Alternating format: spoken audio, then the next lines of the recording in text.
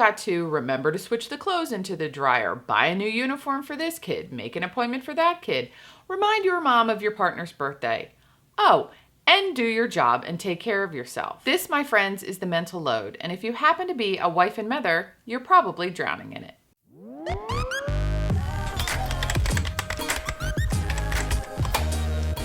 Hey everybody, and welcome back to my channel where you are what matters. Today I'm going to be talking about mental load. Mental load is the burden of the thinking and the organizing and the carrying out of tasks for both yourself and the people that you take care of. And before we get started, just a quick reminder that if you're interested in increasing your motivation, boosting your productivity, and reducing your overall stress, get started now by hitting the subscribe button below. So if you're single, your mental load is pretty much just yourself. Whatever you need to do for your job or to take care of yourself, that's pretty much all you need to think about. But then as you move through life, if you get into a relationship, then your mental load grows. You start thinking about stuff not just for yourself, but for your partner, things that you do for them, ways that you help take care of them. And this mental load continues to grow with every person, child, or aging parent that you add to the equation. Mental load tends to be disproportionately handled by one member of the relationship. And in a male-female relationship, statistics show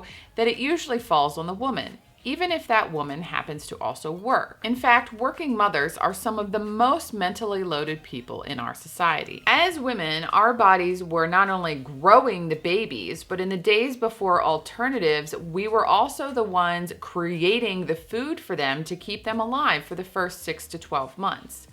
So it's really no surprise that in the days of tribal societies, women were the ones caring for the children. And that's pretty much how it's been for thousands and thousands of years. And even though our society has changed drastically since the days of hunter-gatherer tribes, the women are still disproportionately in charge of the mental load and responsibility of caring for the family. Now, running a family might not sound like that big of a responsibility to you, but when you consider all of the tasks that come with a modern lifestyle, you'll be able to see how it's not surprising that whoever carries the mental load might be drowning in it. So here's a small example of what some of the mental management responsibility might look like. For the family, you have things like keeping connected, being in charge of managing parties and events, sending pictures, organizing play dates, organizing vacations, buying birthday and holiday gifts, sorting toys, sifting through clothes. If you have a child in school, then you might be dealing with forms and paperwork and homework and lunches, special parties and holidays, random days off where you need to get work done and they don't,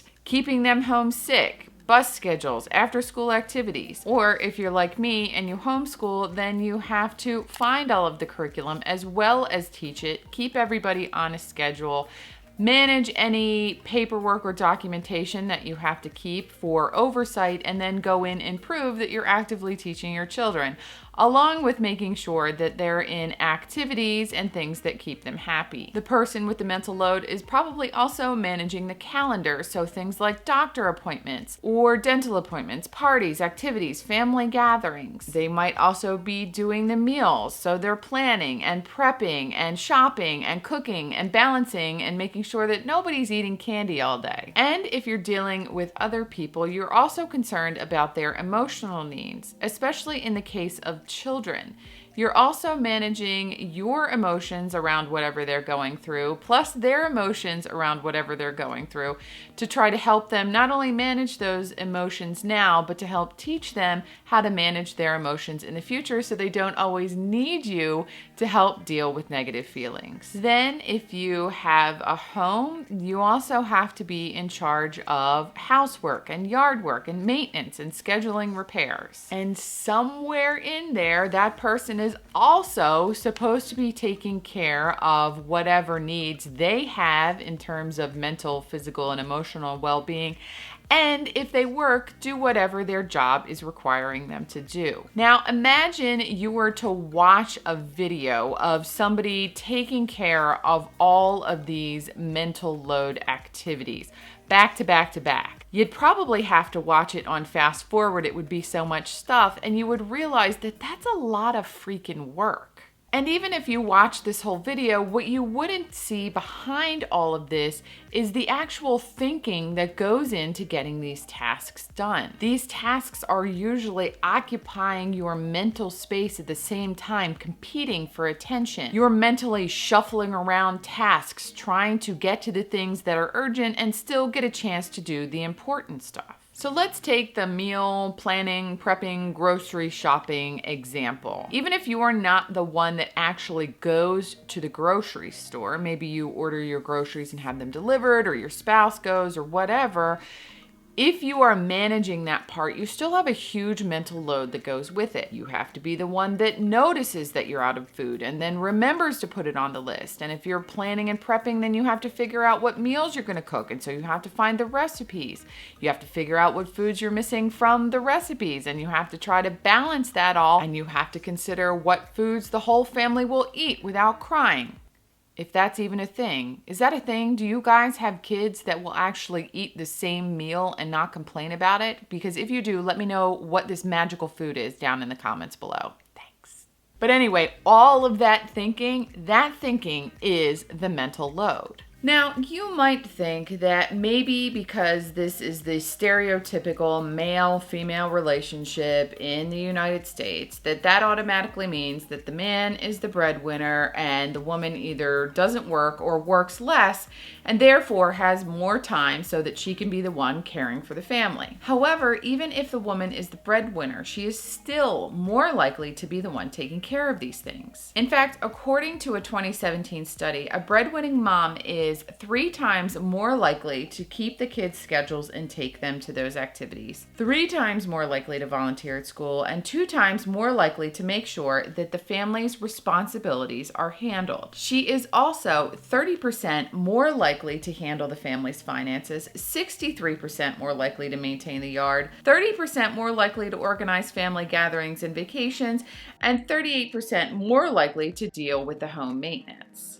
And regardless of money intake, 86% of women are handling the primary home and family responsibilities. So yeah, we've got a lot on our minds. Now, before you go blaming men for being lazy or something like that, that is not the case. I'm sure there are some examples where one person is not doing their fair share.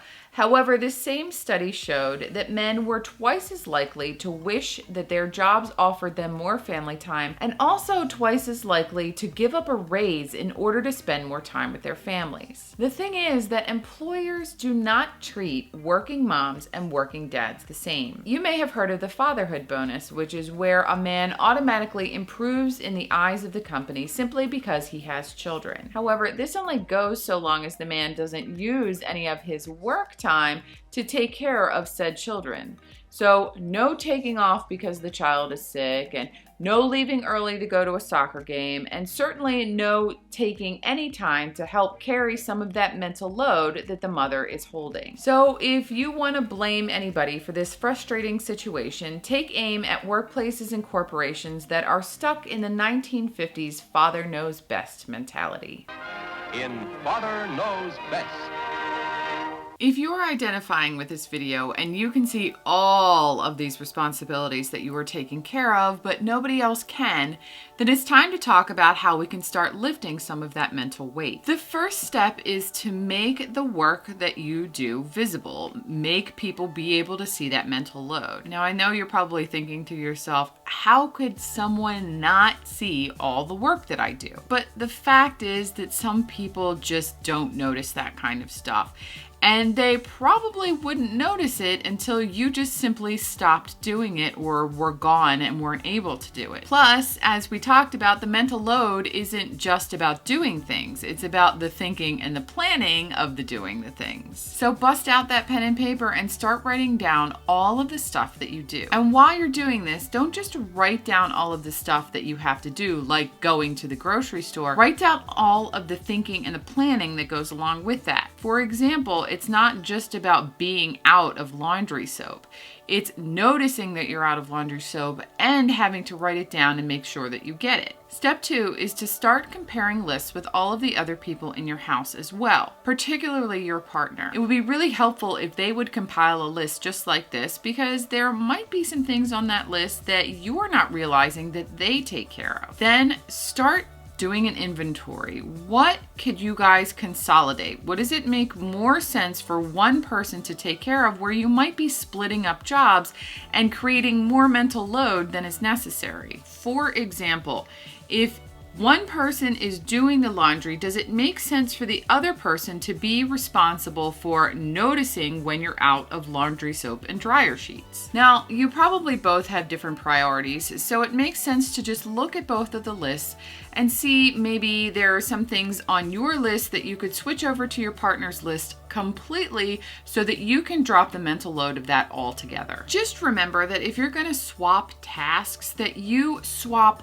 all of the thinking that goes along with that task. If one partner is going to be in charge of the kids' soccer, for example, make sure that that partner is also the one that's responsible for making sure that the uniform is clean and making sure that the child is signed up at the beginning of the season. Step 3 is to take a freaking break. Take some time off, a day, a week, a month, forever, of doing some of your responsibilities. Obviously, keep going with the really important stuff like picking the kids up at school, but take some time off from some of the other tasks that are monopolizing your brain. The things that you can't really let go of for forever will make themselves abundantly clear pretty quickly. Even though this might be a bit of an issue if you happen to pick something that's important that really needed to get done, it does have the added bonus of making it abundantly clear to the other people in your household some of the things that you take care of behind the scenes. The amazingly freeing thing about all of this is that the things that you can let go of that don't matter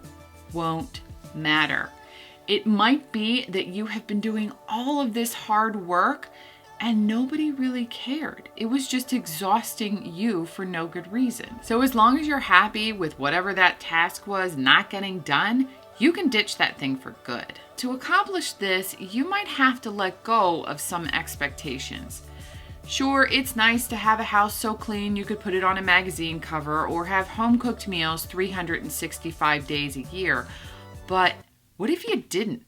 What if you cleaned that room every other week instead of every week? Or what if you got carry-out once a week? Or what if you ate off of paper plates once in a while? Now, for the perfectionists among you, I know that some of this might be terrifying to let go of, but consider how your mental well-being would improve if you were able to let go of having a little dust every once in a while and put that energy into taking care of yourself. Seriously, I've heard my share of eulogies, and never once did anyone ever mention how clean the ladies' baseboards were.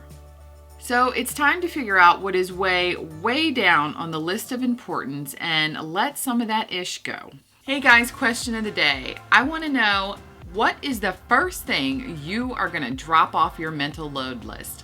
Let me know down in the comments below. Hey, thanks for watching. I hope you enjoyed this video. If you did, please hit the like button down below. It helps me get this video in front of more people that need it. And if you like videos about increasing productivity, boosting your motivation, and reducing your overall stress, hit the subscribe button too. And don't forget to check out the description box below, because I'm going to have links to other resources for you, as well as a link to the study where all of these stats came from. Thanks everybody, and I'll see you in the next video. There'll be a lot of bloopers on this one. Carrying out of your bleh. If you like videos about something or other, I don't know, what do I talk about? Boosting productivity, reducing motivation. You want to reduce your motivation, okay. Tends to be disproportionately something. Is that in tribal societies, what is with the sirens today? Every time I turn on the camera, somebody's having a bad day. It's me with the YouTube. Why can't I say YouTube? Why is that so hard? More sirens.